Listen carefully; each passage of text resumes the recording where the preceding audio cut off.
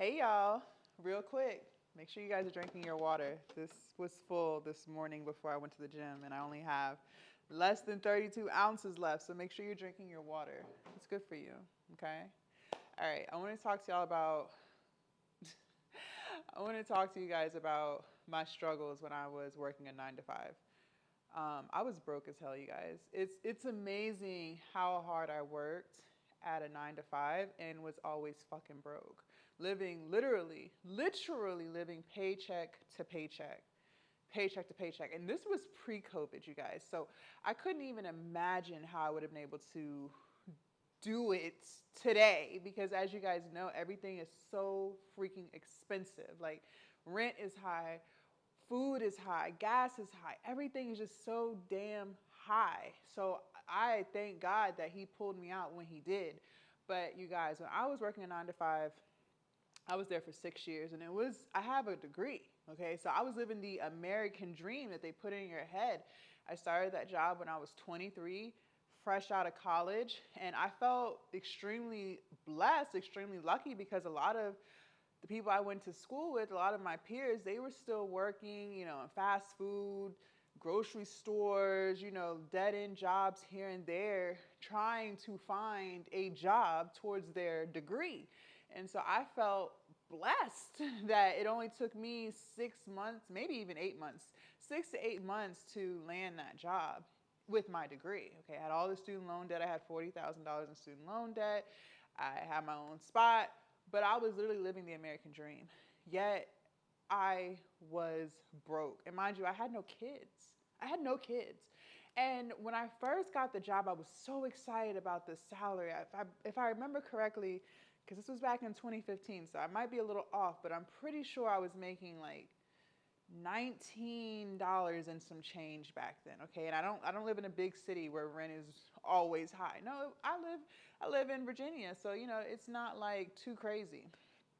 But anyways, they told me I was gonna be making $19 and some change, and I was like, yes, like oh my god, I made it, like what the fuck, like I feel like I'm rich at this point. I'm like, oh my gosh, $19 an hour, y'all. I was coming from fast food jobs, okay. I was young, so the only jobs I ever had that I was making was like $9 an hour, 7.25. So at this point, I'm making more than my mom. I'm making more than my friends. Like, I'm like, oh shit, $19 an hour. That's crazy, bruh.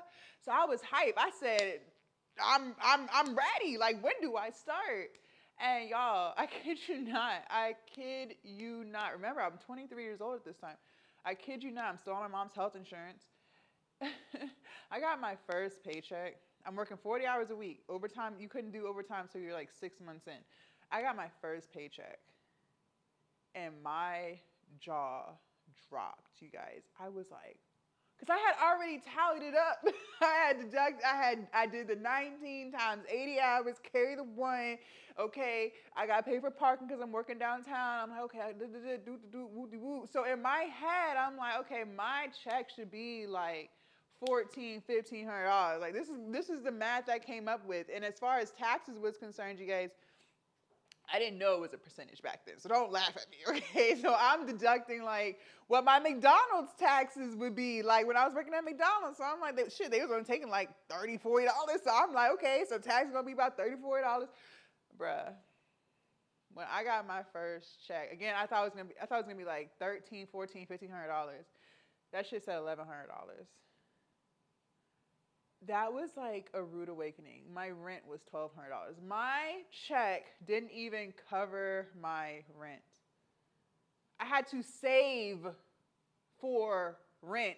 Like I couldn't just pay all the rent in one check. Not to mention gas, food, phone bill, Wi-Fi, cable. Because back then cable was still a thing. Now it's not, right? But back then it was. Okay, so they didn't have all the streaming, the services that they have now. Gym membership. I was like, what? So by the time I got my second check of the month, y'all, I'm broke as hell. I couldn't even afford to get my nails done if I wanted to.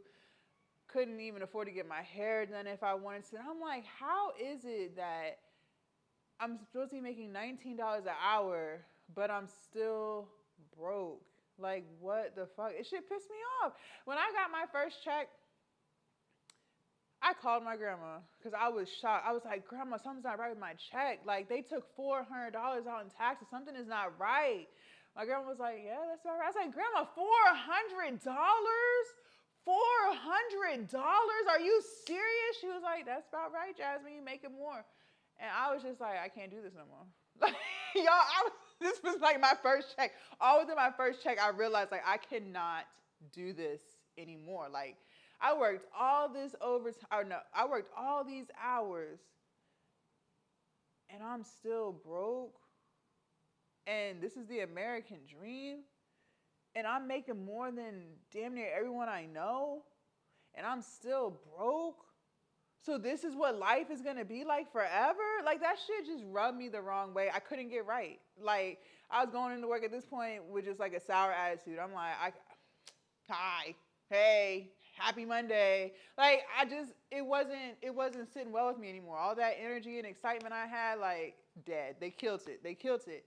And then not to mention that you're working 80 hours a week. You dealing with bullshit. You dealing with politics. You dealing with gossiping. You dealing with people who don't even fucking like you but sit and smile in your face. You dealing with all this stuff. You guys, I'm like 23, so at that age, like, I'm like, if you got a problem with me, like, just say something. Like, we ain't got to do the fake shit. You know what I'm saying? Like, that's the mindset of a young 20-year-old, 23-year-old girl. Like, I'm just like, I mean, let's not be fake. Like, I know you don't fuck with me. So there's no point in you asking me how my weekend is. There's no point in you asking about my parents. There's no point in you asking me none of that. Because the minute I feel like we good, you gonna run in the office and tattle about some shit that you could have just told me. Like, you could have just said, hey, I did this wrong. But instead you want to get management involved so they can write me up. They, go through all this. Like, it was just so fake. It was so petty. I hated working a 9 to 5. It started with my check. And then once I had a problem with my check, even though it was hype at the beginning, but once I had a problem with my check, everything after that I had a problem with. Like, I couldn't get with it, y'all. I was like, this is not what I'm supposed to be doing. And then as time passed, I realized I didn't even like this fucking job as much as I thought. Y'all hyped this shit up.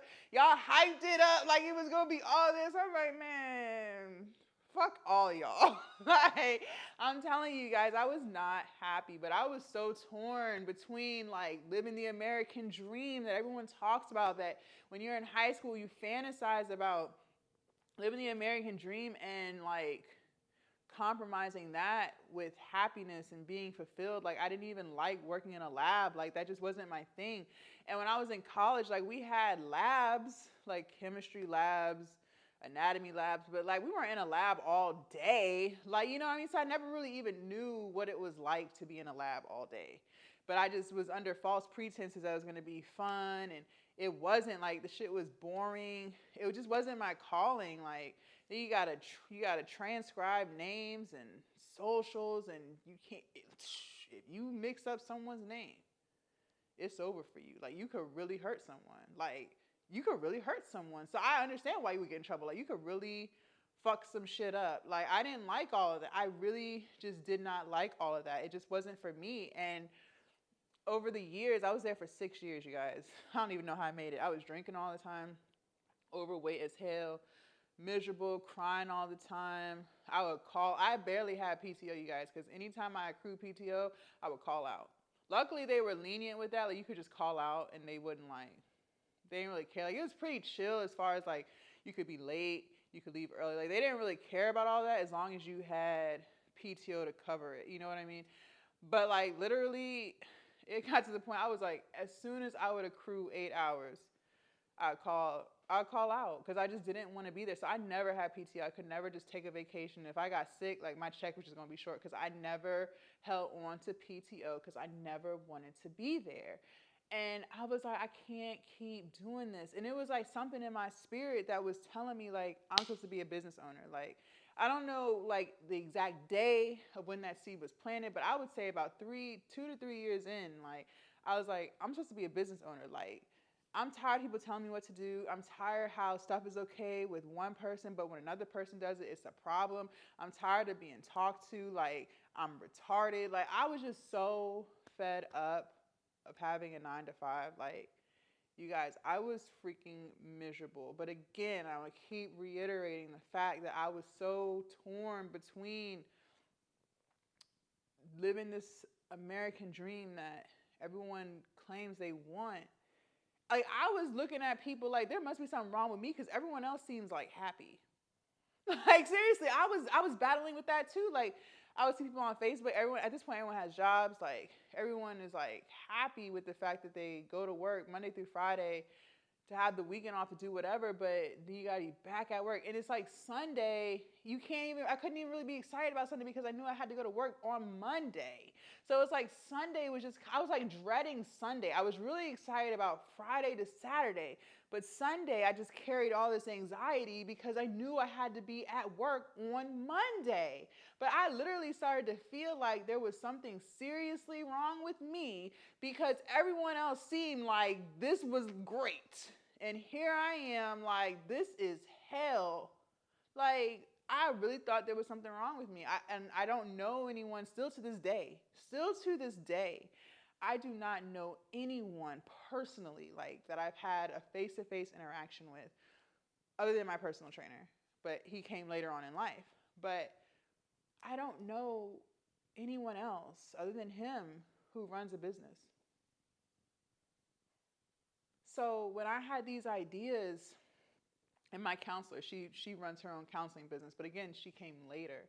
So for the 6 years that I was there, like actually in the workforce, I didn't even know anyone that I could ask, like, is it normal to feel this way? Like, when did you start to feel like you should be your own CEO? Like, I had no one to ask. So I'm really feeling like the black sheep of my workplace, amongst my friends and peers, amongst my family. Like, I'm literally feeling like something's wrong with me. And I was suppressing it because no one else is talking about starting a business. No one else is talking about generational wealth and financial freedom and owning your own time. Why is this so heavy in my heart? Like, I hated that I was feeling this because I had no one else to share these feelings with. And I struggled with that for the longest time. And I learned through counseling that when you're feeling anxious and stuff, it's because you're suppressing yourself. It's because there's more to you than what you are allowing to come out. And that's literally what I was struggling with. I was struggling with the fact that deep down inside, I knew I was supposed to be running my own business. So don't ask me what it was going to be, and I ain't get that far yet. I ain't get that far yet. All I knew was I ain't want no one else telling me what to do. Like, that shit was dead. Like, I ain't with that shit no more. Like, I want to tell myself what I'm going to do, right? But I was suppressing myself. And so I just never felt fulfilled because it's like I just knew there was more to me than this. And this isn't it. Like, having to ask to take a day off so I can go to the doctor? Like, are you fucking kidding me? Like, I wasn't with any of that, you guys. I really was not with any of that. I couldn't get with it.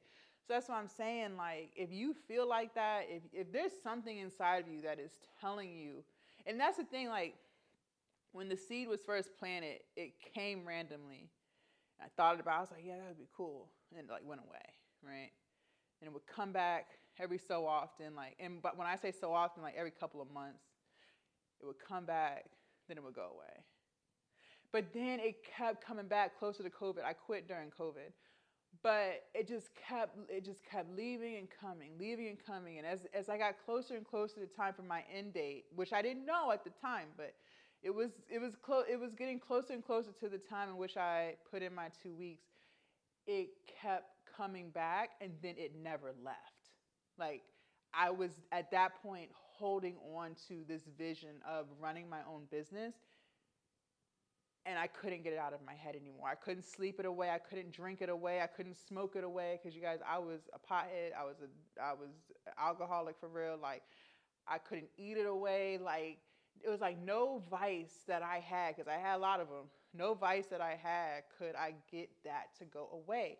And I kept battling with myself of continue to be like everyone else who pretends. And at the time, I didn't realize it was all pretending.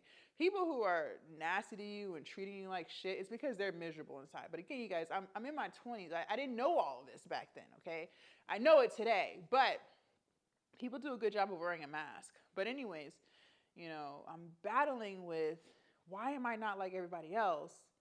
And the real me is on the other side, but I'm so afraid to get over there because I have bills, right? I have rent, I have a car payment, I have student loans, I have to eat. I have to put gas in my car, right? Like, I have a phone bill to pay. I have internet to pay. I have all these bills, and I can't even really afford to pay half of them, but somehow I'm making it through, right?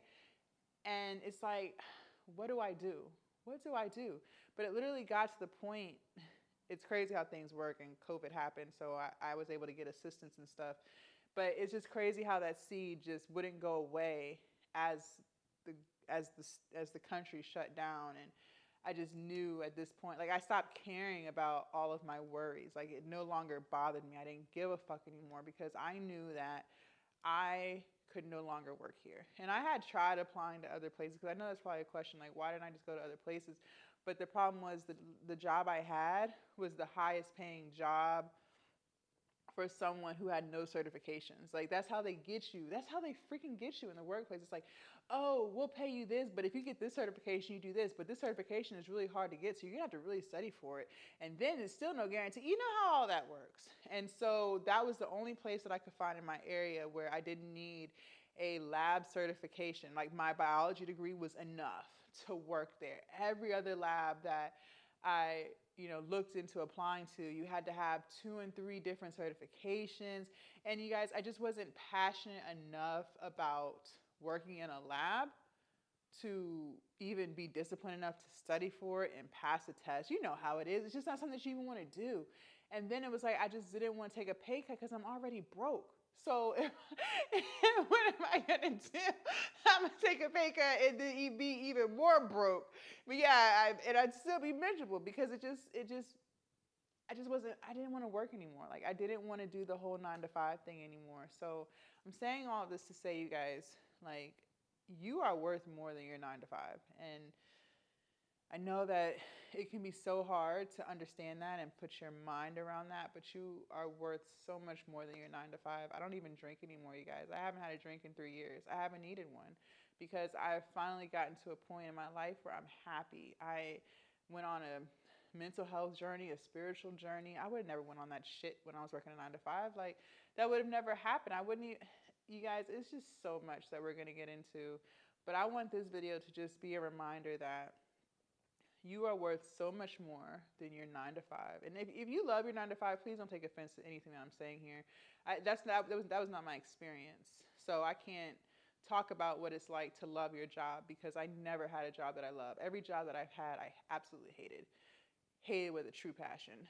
And you're worth more than that. And the problem is, it's so hard to even focus on yourself when you have a 9 to 5 because when you get off work, you are depleted. Like, you are freaking tired. You have no more energy left. Literally, I would get off work, go home, eat. By the time I did that, it's like 7 o'clock at night. Catch one TV show, then it's time to go to bed and do it all over again. And again, I don't have kids. So I couldn't even imagine having kids and literally repeating the same cycle every single day, week after week, month after month, and year after year. Like, oh, and I know women do it all the time. I know women do it all the time. And it's just, you guys, your dreams and what you want to do is so big. Like, you are worth more than your 9 to 5. And I know it's scary. It is so scary to take that jump. And I'm not going to sit here and tell you to just jump and you don't know how you're going to pay your bills. Again, I quit during COVID. So, there was a lot of assistance going on, food stamps, unemployment. Like, it was a lot of stuff going on, stimulus checks. And I was able to float myself while I worked on my business to where it finally was able to make enough money to pay my bills. But I want you to know that if you're feeling like the 9 to 5 life isn't for you, it's because it's not. It's not for you. It's okay to be the black sheep. There's nothing wrong with you. That means you have a higher purpose. And I'm not sitting here saying that makes you better than someone. I'm just saying that there's a reason why you feel this way. It's not by accident. You feel this way because there is something else better for you than what you are doing right now. Okay? So, your 9 to 5, you are worth more than your 9 to 5. You are worth more than your paycheck, your vision, your dreams, your goals. And unfortunately, being in a 9 to 5, it locks you into that because you don't even have enough energy after work to work on anything else because you have to get up and do it all over again the next day. All right, so I just wanted to share my experience working my 9 to 5 that I absolutely hated and was there for 6 years. It's by the grace of God that I made it as long as I did. I don't even know how I did it, but I did.